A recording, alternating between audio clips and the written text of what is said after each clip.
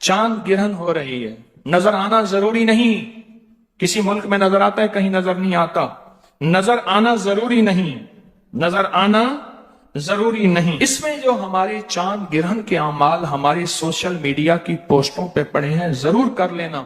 جو چاند اور سورج گرہن کا خیال رکھتا ہے اپنے نسلوں اور اپنی زندگیوں کو بچاتا ہے، اپنے رزق اور اپنے بخت کو بچاتا ہے۔ خیال کرنا یہ میری طرف سے نہیں، نماز کسوف اور خسوف چاند اور سورج گرہن پہ میرے حضور نے ایسے نہیں پڑھی، اس کی تاریخ میں حوالے ہیں۔ چاند گرہن کا یہ ایک لمحہ آ رہا ہے، یہ ایک گھڑی آ رہی ہے۔ پاکستانی وقت یہی ہے۔ جس ملک میں، غور سے سمجھیے گا، پوری دنیا اس وقت میری آواز کو سن رہی ہے، جس ملک میں جو وقت ہوگا وہ اپنے ملک میں اپنے وقت کے مطابق کرے گا، عمل یہی ہوگا۔ اس دوران کرنا کیا ہے؟ اس دوران ہم نے دعا میں لگ جانا ہے، نفل میں لگ جانا ہے، تسبیح میں لگ جانا ہے۔ ضروری نہیں 4 گھنٹے، آپ کو جتنی تھوڑی دیر میں یہ عمل پورے ہو جائے۔ وہ یہ عمل ہے کہ چاند گرہن کے دوران آپ نے ایک بوتل میں پانی لے لینا ہے، بوتل میں پانی لینا ہے، اور پانی سامنے رکھ کے، بوتل سامنے رکھ کے آپ نے 17 بار پڑھنا ہے، 17 بار فلک اور 17 بار ناس۔ بس یہ عمل ہے، کیونکہ حضور سرور کونین صلی اللہ تعالی علیہ وسلم پہ آخری وار جو ہوا تھا، حضور کو قائل کرنے کا جو آخری وار ہوا تھا، اللہ کی طرف سے 2 فرشتے آئے، انہوں نے یہ عمل باقاعدہ بتایا، سکھایا، اور وہی آئی سورۃ فلک اور ناس کی۔ اب یہ جو فلک اور ناس جو اتری تھیں، آج بھی قیامت تک کوئی بندہ ایسا ہے جو زندگی کی بندشوں، پریشانیوں، ناکامیوں، مشکلات، مسائل، الجھنوں میں مبتلا ہے، آج بھی کوئی بندہ، اور وہ کہتا ہے میری زندگی تلخ ہو گئی ہے۔ اس سے کہیں ابھی ایک ساتھ آنے والی ہے چاند گرہن کی، ایک بوتل سامنے رکھے، اس میں پانی رکھے، اور کیا پڑھے؟ سورۃ فلک اور سورۃ الناس۔ توجہ سے اب الاخر دروشی، اور ہر دفعہ بسم اللہ الرحمن الرحیم ساتھ، اور اس بوتل میں دم کرے۔ اچھا، گھر کا ہر فرد اپنا بھی کر سکتا ہے، پورے گھر کے بھی کر سکتے ہیں، اور یہ ہدیہ اگر پورے گھر کی طرف سے کرنا ہے تو ہدیہ پورے گھر کی طرف سے ہوگا۔ گھر کے ہر فرد نے کرنا ہے تو ہر فرد اپنا ہدیہ دے دے۔ اسی طرح یہ جو فلک اور ناس کا عمل ہے، یہ بھی گھر کا ہر فرد کر سکتا ہے، اور چاہے تو پورے گھر میں سے ایک فرد بھی کر سکتا ہے۔ 17 دفعہ فلک اور 17 دفعہ سورۃ الناس۔ اس کا ڈھکنا کھلا رکھیں اور توجہ سے یہ اس پہ دم کرتے ہیں، کیا کر دیں؟ اور اس کا جو ہدیہ ہے وہ بھی پانی ہے، پانی کا ہدیہ بھی پانی ہے، پانی کا ہدیہ بھی پانی ہے۔ کسی قریبی مسجد پانی کا بل ادا کر دیں، کسی جگہ نل کا لگوا دیں، سبیل لگوا دیں، کسی سفید پوش کے گھر کے پانی کا بل دے دیں، یا لوگوں کو ٹھنڈا میٹھا پانی پلا دیں، اس کا ہدیہ بھی کیا ہے؟ پانی ہے۔ اور یہ بیماریوں کے لیے، تنگ دستیوں کے لیے، الجھنوں کے لیے، جھگڑوں کے لیے، نا اتفاقوں کے لیے، آنے والی مصیبت، اس پانی کو آٹا گوندنے میں، چائے بنانے میں، پینے میں، کرنے میں، دیواروں پہ نہ پھینکیں، گھر میں پاؤں نہ آئے، باقی ہر جگہ اس کو پینے کھانے پکانے میں اس پانی کو بڑھاتے جائیں، استعمال کریں، اور کوئی دم والا پانی پڑا ہے تو اس میں ملا لیں، ایک ہی ہو جائے۔ اب تیسرا عمل اور آخری عمل سنیں، چھوٹا سا عمل ہے۔ آپ نے حزب البحر جو ہے وہ پڑھی، یہ حزب البحر کے اسماء حسنہ ہیں، یا اللہ ہو، یا علی ہو، یا عظیم ہو، یا حلیم ہو، یا علیم ہو، یا اللہ، یا علی ہو، یا عظیم۔ آیت الکرسی کی آخری آیت ہے، یہ اس کے اسماء حسنہ، یا علی ہو، یا عظیم ہو، یا حلیم ہو، یا علیم۔ یہ حزب البحر کے آخری الفاظ ہیں۔ بس آپ کیا کریں گے اس دوران میں؟ والا کے 3 دفعہ دروشی پڑھ کے آپ نے صرف 140 مرتبہ کہ سورج کا زندگی سے کیا تعلق ہے، چاند کا زندگی سے کیا تعلق ہے۔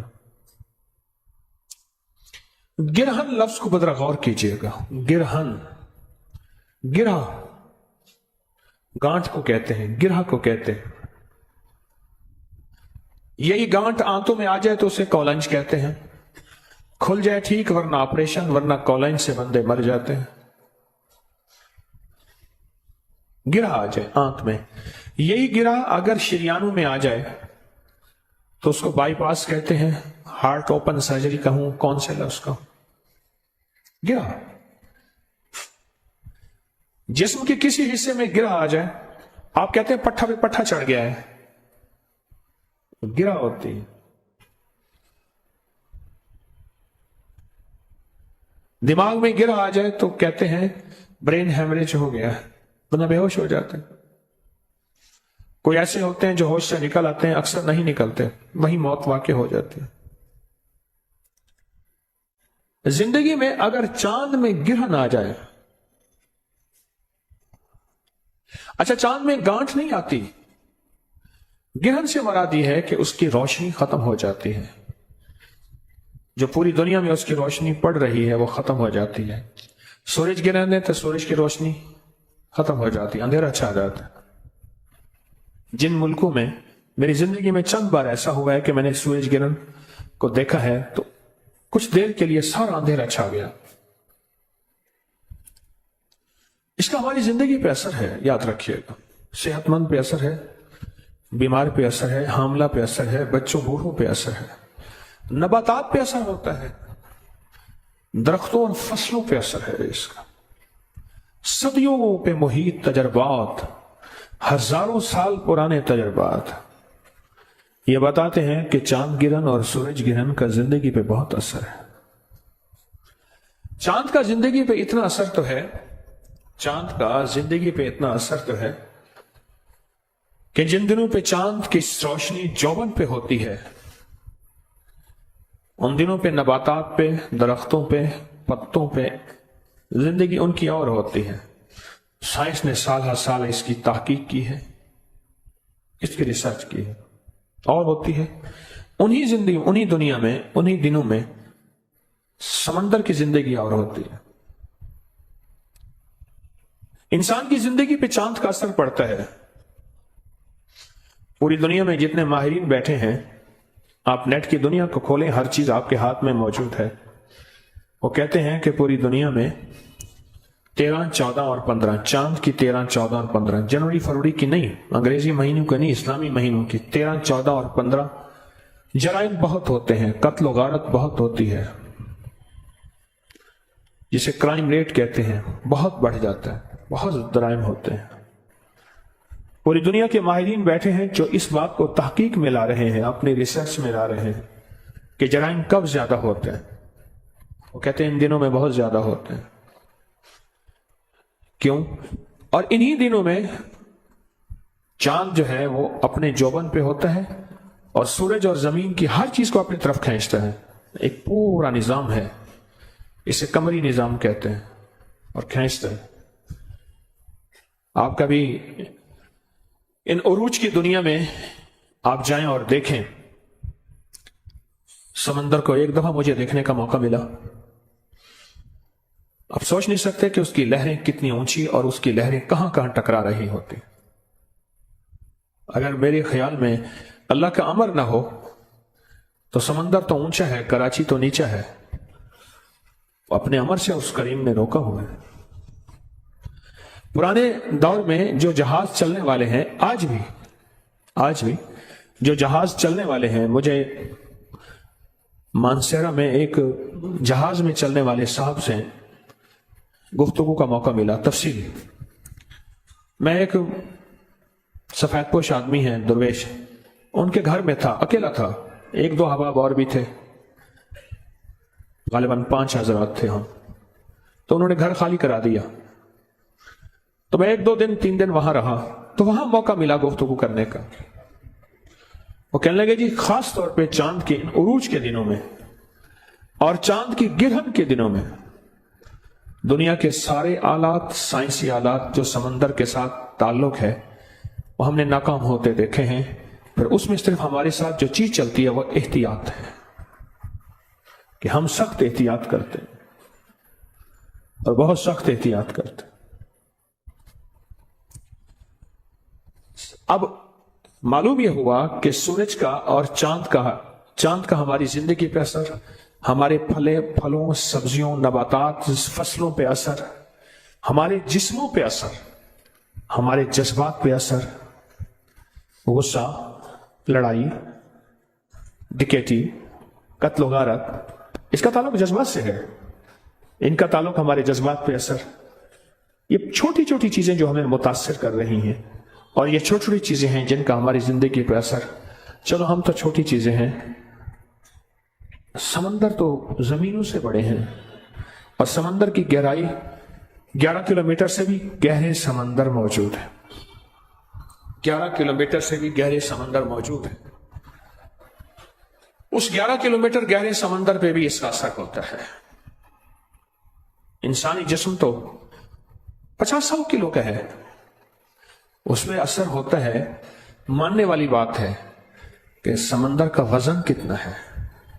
اللہ، میں لفظ اگر میرے پاس اربوں اور کھربوں کی گنتی ہے، کھربوں کے بعد میرے پاس گنتی ختم ہو رہی ہے، میری معلومات میں اس سے اگلی گنتی بھی ہے لیکن کھربوں کی گنتی ختم ہو رہی ہے، پر سائنس کہتی ہے کہ اس کا وزن سمندر کا کتنا ہے، اس کے اندر کون سی مخلوق ہے۔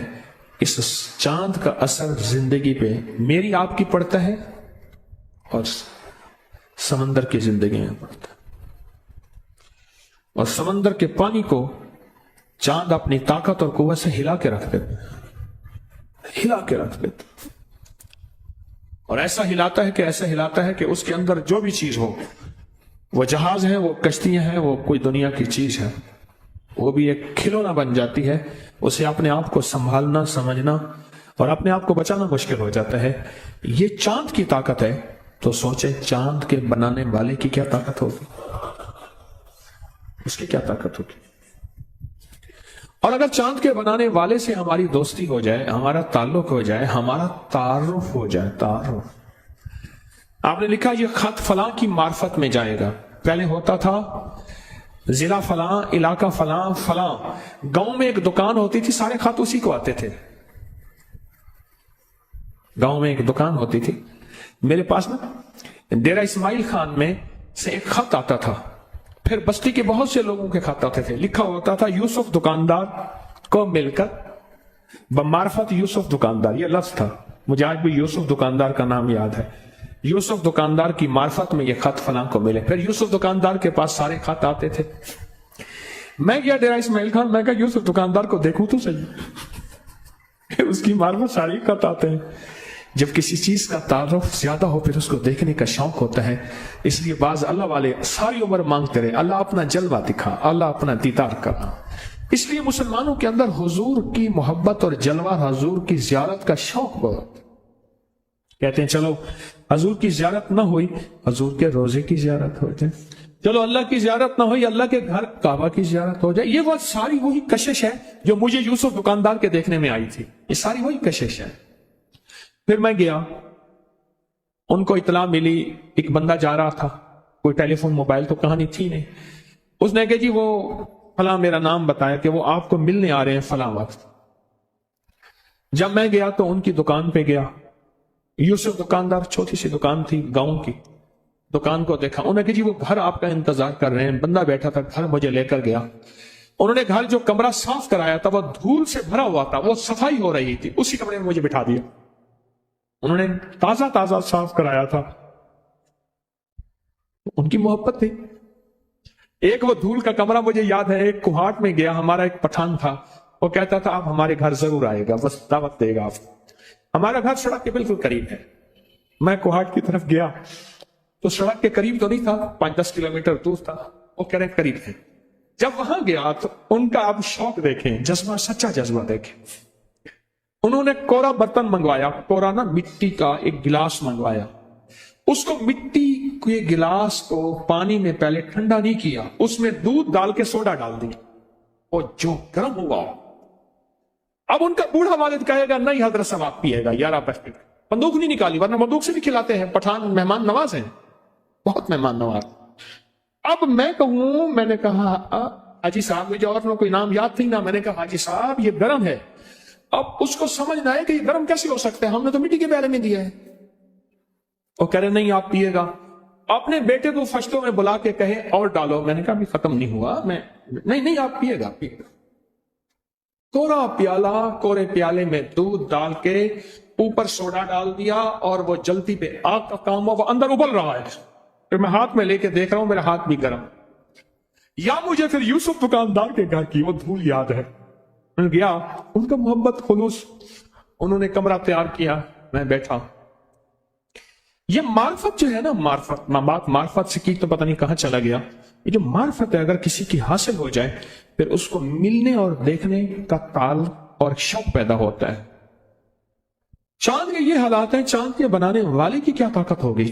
سبحان اللہ و بحمدہ عدد خلقہ ورضا نفسہ وزنۃ عرشہ ومداد کلماتہ.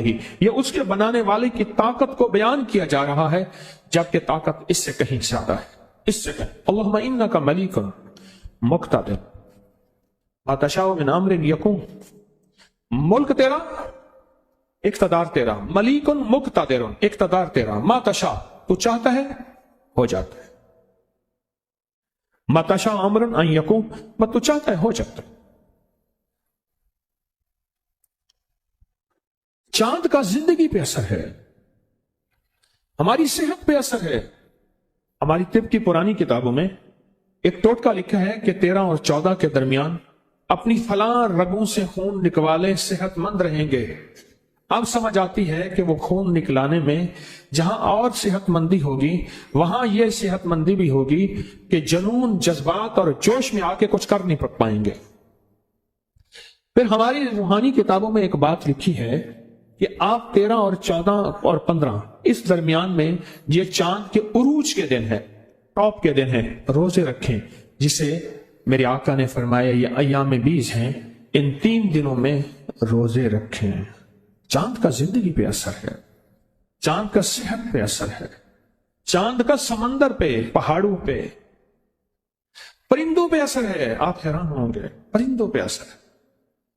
یہ پرندے ان 3 دنوں کے اندر، جو پرندوں کی دنیا کی سائنس ہے میں اس کی بات کر رہا ہوں، ان 3 دنوں کے اندر میں نے کئی کبوتر پالنے والوں سے، پٹیر پالنے والوں سے، مرغ پالنے والوں سے، کتے پالنے والوں سے، پرندے رکھنے والوں سے کئی واقعات پوچھے کہ آپ کا کیا خیال ہے ان چاند کے عروج ماہ کہتے ہیں، یعنی چاند کا عروج کا جو دن ہے ان میں پرندوں پہ کوئی اثر پڑتا ہے؟ انہوں نے بتایا ہاں پڑتا ہے. پھر ہماری تعویذات اور عملیات کی کتابوں میں ان راتوں میں تعویذ لکھے جاتے ہیں. راتیں تو اور بھی ہیں، ان راتوں میں تعویذ لکھے جاتے ہیں اور کہا جاتا ہے کہ ان راتوں میں فلاں وقت میں اگر تعویذ لکھے جائیں ان کی طاقت اور تاثیر 1000 گنا بڑھ جاتی ہے. چیزیں اثر ڈالتی ہیں. آج لاہور کا موسم ٹھنڈا ہے، ایک تھوڑا سا ایک ہوا چلی ہے، چیزوں نے اثر ڈالا ہے ہماری زندگی میں. آپ محسوس کریں. تندور میں سوئی گیس کی پکی روٹی ایک تاثیر نہیں رکھتی، وہی لکڑی کی پکی روٹی اس کا ذائقہ اور ہوتا ہے، وہی گوبر اوپروں کی پکی روٹی اس کا ذائقہ اور ہوتا ہے، اور حتیٰ کہ بکری کی مینگنیوں کے ساتھ پکی روٹی اس کا ذائقہ اور ہوتا ہے. میں نے وہ کھائی ہے. بکری کی مینگنیاں گاؤں دیہات میں اکٹھی کر لی اور ان کو تندور میں ڈالا، جلایا، تندور گرم کیا اور اس کو روٹی لگائی، اس کا ذائقہ اور ہوتا ہے. ہاتھ اور پانی کے ساتھ لگی روٹی کا ذائقہ اور ہے، اور جو تندوری لگاتے ہیں ہاتھ کے بغیر اس کا ذائقہ اور ہے. انچھنے روٹی کا ذائقہ اور، چھنی روٹی کا ذائقہ اور. پھر علاقے کی گندم ہوتی ہے اس کا ذائقہ اور ہوتا ہے. کیونکہ ہمارا خاندانی باغات ہیں، باغوں کا تعلق زمین سے اور پانی سے ہے. پانی سے ایک دفعہ کی بات ہے کہ والد صاحب رحمۃ اللہ علیہ نے آم بھگائے ہوئے تھے. کچھ آم علیحدہ تھے، کچھ علیحدہ تھے. فرمانے لگے پہلے یہ کھا لو بعد میں یہ کھانا. کیوں؟ کہا ویرائٹی ایک انور رٹول ہے. یہ فلاں زمین فلاں ہستیوں نے، اللہ کے نیک بندوں نے ہمیں اللہ کا تعارف کروایا، اللہ کے جہان سے باخبر، اور اللہ کے جہان کے ساتھ ہماری معرفت، ہماری محبت، ہمارا تعارف، ہمارا تعلق یہ دیا. اچھا یہ سمجھ آئے گا نا، اللہ کی سمجھ آ جائے گی، پھر اللہ کی بنائی ہوئی ہر چیز سمجھ آ جائے گی. اللہ کی سمجھ نہیں ہے تو اس کی بنائی کسی چیز کی سمجھ کبھی نہیں آئے گی. ہمیں تو اللہ کی سمجھ نہیں. اللہ کی جب سمجھ آ جائے گی تو اللہ کی بنائی ہوئی ہر چیز ہمیں سمجھ آئے گی. اللہ کو سمجھیں. آپ کے پاس دعائے کمیل ہے ہاتھ میں سب کے؟ ہے. ہاں سب کے ہے. اگر نہیں ہے تو نیچے سے تیار ہے، نیچے پڑی ہے، نیچے تو بہت زیادہ پڑی ہے. آج ہم دعائے کمیل ساری سنیں گے، لیکن اس کو اللہ کے تعارف کے طور پہ سنیں گے، اللہ کے تعلق پہ سنیں گے. اللہ سے محبت، اللہ سے معرفت، اللہ کی منتیں، اللہ کی خوشامتیں، اللہ کے سامنے ہاتھ جوڑنا. نیچے پڑی ہے دعائے کمیل، خواتین کی طرف بھی ہوگی. لیکن پہلے ہم یہ دیکھیں کہ ہم سنیں گے کیوں؟ اس لیے سنیں گے. پڑی ہے نیچے، فری مل رہی ہے، مفت مل رہی ہے، آپ نے یقیناً لے لی ہے، اچھا کیا. نہیں لی تو فوراً لے لیں، فوراً چند لمحوں کے اندر. اگر نیچے والے حضرات ہیں تو اوپر لے کے آ جائیں، ان کو فوراً تقسیم کر دیں. نیچے والے حضرات اوپر لے کے فوراً آئے اور ان کو تقسیم کر دیں. ایک ایک لیں. آپ نیچے نہ جائیں، فوراً اوپر آ رہے ہیں لوگ، آپ نیچے نہ جائیں. اسی طرح خواتین میں بھی شور کے بغیر، کیونکہ خواتین میں ایک دم ہنگامہ ہوتا ہے کہ اس کے بعد انہیں کہ روٹی بچنی نہیں ہے. مائی کہتی بس پہلی اور آخری دفعہ روٹی کھانی ہے، میرے کھانی نہیں. ہاں جی آگے، نیچے سے آپ، نیچے سے آگے اب آپ، ہاں جی نیچے سے آگئے. ہاں جی آگئے نیچے سے. ہاں بھائی آگئے. اب اس کو 3-4 بندوں میں پھیلا دیں. یہ بنڈل سارے 3-4 بندوں میں پھیلا دیں. پھر کہہ رہا ہوں کہ یہ دعا سیکھنی، سمجھنی، پہلے یہ دیکھنی ہے کہ یہ دعا ہے کیا. پہلے یہ دیکھنا ہے کہ یہ دعا ہے کیا. پہلے یہ دیکھیں اس دعا کا تعلق کیا ہے، تعارف کیا ہے اللہ کے ساتھ، اس کی محبت کے تانے بانے کیا ہے. اور اگلا سوال آپ سے ایک اور ہے، میری بات غور سے سنتے رہیں. بھائی ایک پل میں بانٹ دیں، دعا ابھی چلے گی. ایک پل میں بانٹ کے اپنے مقام پہ فوراً تشریف لے آئیں. دیر ہوگی اللہ والو، دیر ہو گئی. یہ برکت والی جگہ آپ نے چھوڑ دی. اپنی جگہ پہ بیٹھے تھے، اپنی جگہ آپ نے چھوڑ دی، کیونکہ اسی جگہ پہ ہی جو خیر ملنی تھی. مجبوراً اٹھ سکتے ہیں، مجبوراً اٹھ کے لے سکتے ہیں، لیکن اتنی دیر نہیں لگنی چاہیے تھی. اتنی دیر نہیں لگنی چاہیے. 3-4-5 بندے اور نیچے سے آ جائیں. 3-4-5 بندے اور نیچے سے آ جائیں جو بنڈل لے آئیں اور پل میں ہی بانٹ دیں. پل میں ہی بانٹ دیں. آپ یہ دیکھیں کہ اس کے ترجمے پہ غور کرنا ہے. آپ اس کو کھولیں ذرا، اس کو کھولیں اور اس کے ترجمے پہ نظر رکھیں کہ اس کا ترجمہ کہاں ہے، اس کا ترجمہ کیا ہے. اس کے ترجمے پہ نظر رکھیں. اگر کیونکہ ہم عربی نہیں جانتے، اگر اس کے ترجمے پہ ہم نے نظر نہ رکھی، ہمیں وہ فائدہ اور فیض نہیں ملے گا جو ملنا چاہیے. ہمیں وہ نفع نہیں ملے گا. بھائی اٹھ کے خود لے آئیں، فوراً جا کے لے آئیں، جلدی کریں، لے آئیں. ہاں جی نیچے سے اور آگے حضرات. نہیں ابھی تک نیچے سے لوگ نہیں آ رہے، اٹھا کے لا نہیں رہے. شاید میری آواز نیچے نہیں جا رہی. ہاں جی دیکھیں اس کو بہت توجہ سے اس کے ترجمے پہ غور کریں. آپ ادھر ادھر نہ دیکھیں. جن کے پاس ہے اس کے ترجمے کو دیکھیں. اللہ والو جن کے پاس ہے اس کے ترجمے کو دیکھیں. اس کا ترجمہ کیا ہے، اس کے ترجمے پہ غور کریں. تاکہ فلاں پانی کا یہ پانی پودا ہے، یہ میٹھے پانی اور لاجواب اس جگہ کا پودا ہے، اس کا ذائقہ، اس کا مزہ اور اس کا اور واقعی کھایا تو اور تھا. اچھا مجھے آپ بتا دیں، بکری کے دودھ کا ذائقہ اور بھینس کے دودھ کا ذائقہ اور سچ ہے گائے کا ذائقہ اور پھر بھینس میں بھوری بھینس کا ذائقہ اور بھینس میں بھی جو بھوری بھینس ہے اس کا ذائقہ اور.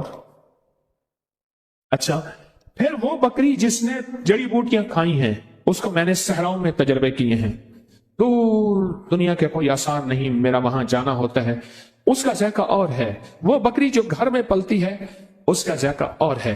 وہ بکری جو بندھی ہوئی ہے اس کا ذائقہ اور، جو کھلی ہوئی ہے اس کا ذائقہ اور اس کے مزہ بھی اور، تاثیر بھی اور، طاقت بھی اور. چاند کا زندگی پہ اثر ہے، پتہ نہیں چلتا. اثر ہوتا ہے، محسوس نہیں ہوتا. میں مغرب کی نماز پڑھ رہا تھا، مسجد کے صحن میں نا آگے پنکھے لگے ہوئے تھے، پیڈسٹل فین. ادھر بھی لگے ہوئے ادھر بھی لگے ہوئے. مجھے اگلی صف میں نماز مل گئی ایک طرف امام کی. تھوڑی دیر کے بعد نا ایک حاجی صاحب ہیں, بڑے باذوق آدمی ہیں, بوڑھے ہو گئے آپ بہت سارا, لیکن اب بھی کھانے پینے اٹھنے کے معاملے میں بہت زیادہ ان کے مزاج میں نزاکت ہے, بچپن سے بچپن تک. مجھ سے کہنے لگے کہ حکیم صاحب آئندہ یہاں نہ کھڑا ہوا کریں آپ, اور سنجیدہ ہو کے خیریت ہے. کہنے لگے آپ نے ایک خوشبو لگائی ہے, جب پنکھا آپ کی طرف آتا تھا خوشبو ہماری طرف آتی تھی, دیتے ہیں نہیں لگاتے ہیں تو کھڑے کیوں ہوتے ہیں؟ مجھے یاد آیا میں نے فواکہ خوشبو لگائی تھی, جب پر میری طرف آتا تھا پنکھا یوں گھومتا ہے تو وہ خوشبو اٹھا کے پیچھے پھینک رہی تھی, پر مجھے محسوس نہیں ہو رہا تھا. اوروں کو بھی محسوس ہوا ہوگا پر باذوق آدمی کو محسوس ہو گیا. خوشبو کا زندگی پہ اثر ہے. چاند جس نے ساری زمین کا احاطہ کیا ہوا ہے, اور زمین کا نظام کیا اور چاند کا نظام کتنا بڑا, اس کا ہماری زندگی پہ اثر ہے. یہ اور بات ہے ہم نے محسوس نہیں کیا, ہم نے اسے عام زندگی سمجھا. سائنس کہتی ہے ہمارے ہاں روز نیچے زلزلے آتے رہتے ہیں, ہمیں پتہ نہیں چلتا. چھوٹے چھوٹے زلزلے زندگی کا حصہ ہے, لیکن کبھی کبھی وہ رب کریم جو ہے کوئی اپنے بڑے بڑے زلزلوں کو دیکھ. میں قرآن پڑھ رہا تھا پرسوں, اچانک آیت پہ سورت احزاب کی غالباً آیت تھی, اس آیت پہ نظر پڑی, شاید یہی سورت تھی. اس کے ترجمے پہ میں نے ایک دم نظر دی تو کہا کہ ہم سوتے ہوئے تمہیں اپنے زلزلے کے جھٹکے چکھائیں گے. اور جب ترکیہ کا زلزلہ آیا یہ صبح 4 غالباً 17 پہ کچھ منٹ پہ آیا, اور وہیں ترکیہ میں نے خود زلزلے کو دیکھا. صبح فجر کی اذان کے وقت میں نے دیکھا غازی انتب میں وہاں زلزلہ آیا, خود میں نے محسوس کیا, اور وہ بھی زلزلہ اچھا خاصا تھا, لیکن عمارت نہیں گری. میرا شمار بھی شہیدوں میں ہو جاتا, کیونکہ ابھی اللہ نے کوئی وقفہ دیا ہوا تھا, اس لیے بچ گئے. چاند کا ہماری زندگی پہ کیا اثر ہے؟ صدیوں سے یہ تجربات اکٹھے ہو رہے ہیں, مشاہدات اکٹھے ہو رہے ہیں کہ چاند گرہن ہماری زندگی پہ اثر چھوڑتی ہے. آتی سال کے بعد ہے, کبھی 1.5 سال کے بعد, کبھی وقفے کے بعد, لیکن چاند گرہن ہوتی ہے. مزاجوں پہ بھی, طبیعتوں پہ بھی, پھلوں سبزیوں پہ بھی. ایک چیز بتاؤں آپ کو, آپ ایک بات کہیں گے کہ پرانے دور کے جتنے بھی قلعے ہیں ان کی لکڑیوں کو دیمک نہیں لگتی. ہماری دیمک کی دوائی لگانے کے باوجود بھی نیچے دیمک کی ڈرل کرتے ہیں, دیمک لگ جاتے. ایک خاص موسم, ایک خاص ساعت, ایک خاص گھڑی درخت کی کون سی ہے, اس وقت درخت کو کاٹو کبھی دیمک نہیں لگے گی. ان میں ایک چاند گرہن بھی ہے, دیمک نہیں لگے. کیوں؟ اس کی وجہ ہے چاند گرہن کے وقت چاند سارے درختوں کا رس پکڑ کے چوس لیتا ہے, کھینچ لیتے ہیں اپنے پاس. درخت کے اندر ہوتا ہی کچھ نہیں ہے, وہ مٹھاس جو دیمک کو پسند ہے وہ ہوتا ہی نہیں. اس لیے سندل کی لکڑی میں خوشبو ہوتی ہے پر اس کو دیمک نہیں لگتی, کیونکہ سندل کی لکڑی ہوتی خوشبودار ہے لیکن ذائقے میں بہت کڑوی ہوتی ہے. میری ساری زندگی سندل کے ساتھ گزری ہے, دواؤں میں استعمال کرتے کرتے. آج بھی ہمارا کچھ دوائیں ہیں اس میں سندل ڈالی جاتی ہے, وہ خود کڑوی ہوتی ہے لیکن خوشبودار ہوتی ہے. آج بھی کوئی مالدار سے مالدار ہندو اگر جلاتے ہیں تو اس کو سندل کی لکڑی سے جلاتے ہیں. کوئی بہت مالدار اگر ہندو ہے تو اس کو سندل کی لکڑی سے جلایا جاتا ہے. اس کی جلنے سے خوشبو آتی ہے بہت زیادہ. چھوٹی چیزوں کا زندگی پہ اثر ہے. چاند تو چھوٹی چیز ہے ہی نہیں, چاند کا ہماری زندگی پہ کیسے اثر نہ ہوگا؟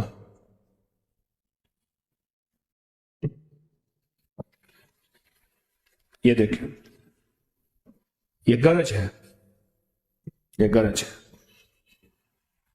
کتنا بڑا دھماکہ ہے یہ, ابھی ہمیں گرج محسوس ہوئی ہے, اوپر بادل بنے ہوئے ہیں. یہ اب میں اس کے اوپر بات نہیں کرتا. سائنس کہتی ہے کہ سینکڑوں ایٹم بم اگر کٹھے ہوں ان سے بڑی طاقتور ہوتی ہے یہ گرج. قدرت کا نظام, اللہ اس کو اوپر ہی سنبھال دیتا ہے. اس کو کہتے ہیں کتنی بلائیں ایسی ہیں, قرآن کہتے ہیں جب ہم ٹال دیتے ہیں اور تمہیں پتہ ہی نہیں چلتا. یہ گرج بھی وہی بلا ہے, ہم ٹال دیتے ہیں, اوپر سنبھال لیتے ہیں, تمہیں پتہ ہی نہیں چلتا. جب بھی چاند گرہن ہوئی انبیاء کرام اور خاص طور پہ میرے آقا حضور سرور کونین صلی اللہ تعالی علیہ وسلم کی زندگی میں آپ کا عمل کیا رہا؟ آپ کی زندگی میں کیا طریقہ کار تھا کہ جس سے چاند گرہن کے ہونے والی جو مضر اثرات ہیں، جو اثر صحت پہ، زندگی پہ، نظام پہ، پہاڑوں پہ، سمندر پہ، زمینوں پہ پڑتے ہیں، اسے کیسے بچا جائے؟ آج اس کے بچنے کی ہم ترکیب سوچیں گے، اس کے بچنے کی وہ ترتیب جس میں اللہ اس کے حبیب نے وہ ترتیب ہمیں وہ راہیں سجھائی ہیں، اور حضور نے اللہ کی طرف رجوع کرا کے بندوں کا وہ ترکیبیں دی ہیں، اور وہ ہے ترکیب سجدے، رکوع، اعمال، دعائیں، تسبیحات، ذکر، اس میں لگ جانا۔ چاند کی عظمت کو دیکھا، کبھی چاند والے کی عظمت کو بھی دیکھا؟ حضرت علی کرم اللہ وجہہ نے اپنے خادم کو چاند والے کی عظمت سکھائی، تو سوچیں ان کے دل میں کتنی عظمت تھی، اور ان کا اس دعا کا معمول تھا کہ حضرت علی فرماتے ہیں کہ میرا مشکل کشا کون ہے؟ حضرت علی کا مشکل کشا کون ہے؟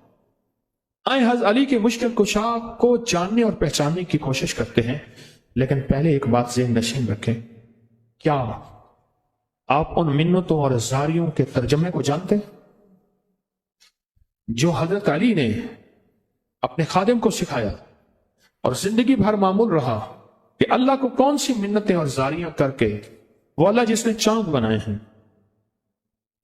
جس نے سورج بنایا، جس نے نظام بنایا؟ ہم کہتے ہیں چاند کی سارے نظام بہت طاقتور ہیں، اور چاند اتنا طاقتور ہے جو سمندر کو ہلا جلا کے ادھیڑ دیتا ہے، تو وہ رب کتنا طاقتور ہوگا جس نے اس سمندر کو بھی بنایا، اس چاند کو بھی بنایا، اس سورج کو بھی بنایا، اس سارے نظام کو بھی بنایا۔ اصل میں ساری چیزوں کا تعارف ہے، پھر اللہ کا تعارف نہیں۔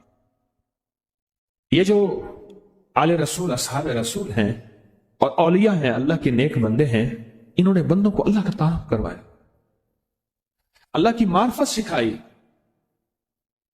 اللہ کی معرفت سکھائی۔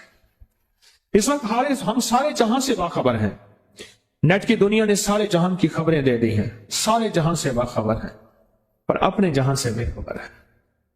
سارے جہان سے باخبر ہے پر اپنے جہان سے بے خبر ہے۔ اور ہمارا جہان کیا ہے؟ ہمارے جہان ہے ہمارا دل، اور دل میں کون ہے؟ وہ ہے اللہ۔ ہم اپنے جہاں سے بے خبر ہیں۔ ان نیک ہستیوں نے، اللہ کے نیک بندوں نے ہمیں اللہ کا تعارف کروایا، اللہ کے جہان سے باخبر